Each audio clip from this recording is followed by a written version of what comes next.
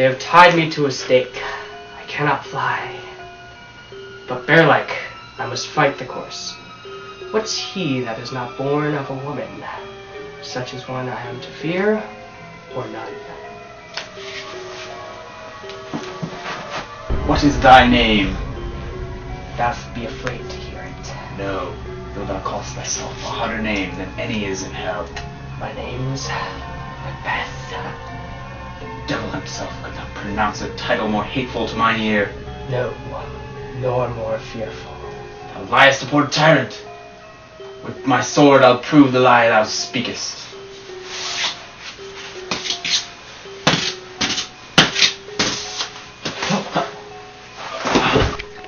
Thou wast born of woman, but swords I spurned, weapons laughed to scorn, brandished by man, that's of a woman born.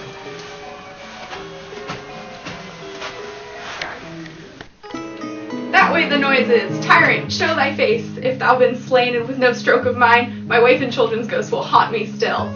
I cannot strike at wretched currents whose arms are hired to bear their staves. Either thou, Macbeth, or else my sword with unbattered edge I'll sheathe again undeeded. There thou shouldst be, by this great clatter one of greatest notes seems brooded. Let me find him fortune, and more I beg not.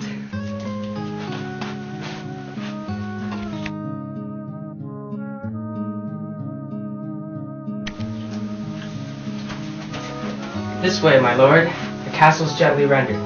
The tyrant's people on both sides do fight. The noble thanes do bravely in war. The day itself almost professes yours, and little is to do. We have met with foes that strike beside us.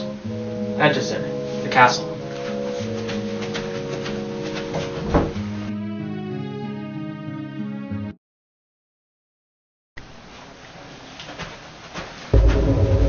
Why should I play the Roman fool, and die upon mine own sword?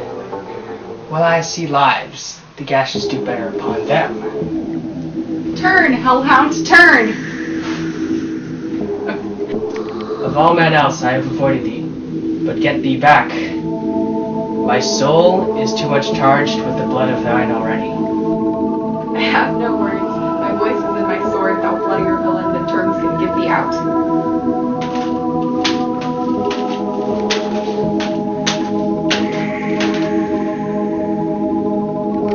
Thou lowest labor, as easy mayst thou the entreating air with thy keen sword impress as make me bleed. Let fall thy blade on vulnerable crests. I bear a charmed life, which must not yield to that of a woman born. Despair thy charm, and let the angels whom thou still hast served tell thee that Macduff was from his mother's womb untimely ripped. Accursed be that tongue that tells me so, for it hath cowed my better part of man. And be these juggling fiends no more believed that palter with us in a double sense, that keep the word of our promise to our ear and break it to our hope. I'll not fight with thee. Then yield thee, coward, and live to be the show in the gaze of the time. We'll have thee, as our rare monsters are, painted on a pole and underwrit, here may you see the tyrant.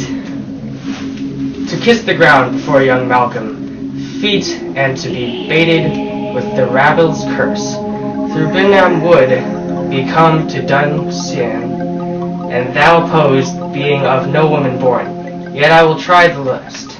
Before my body I throw my warlike shield. Lay on, Macduff, and damned be him that first cries, hold, enough.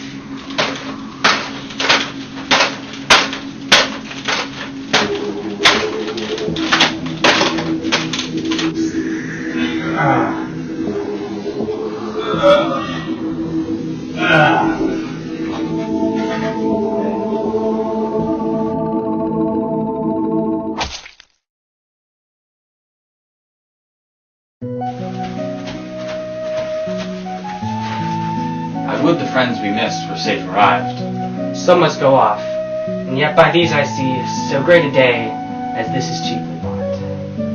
Macduff is missing, and your noble son. Your son, my lord, has paid a soldier's debt. He only lived but till he was a man, The witch no sooner had his prowess confirmed in an unshrinking station where he fought, but like a man he died. Then he is dead. Aye, and brought off the field. Your cause of sorrow must not be measured by his worth, for then it hath no end. Had he hurts before? Aye, on the front. Why them? God's soldier be he. Had I as many sons as I have hairs, I would not wish them to a fairer death. And so Nell is known. He was worth many sorrows, and that I'll spend for him. He's worth no more now. They say he parted well and paid his score. And so, God be with him. Here comes your comfort.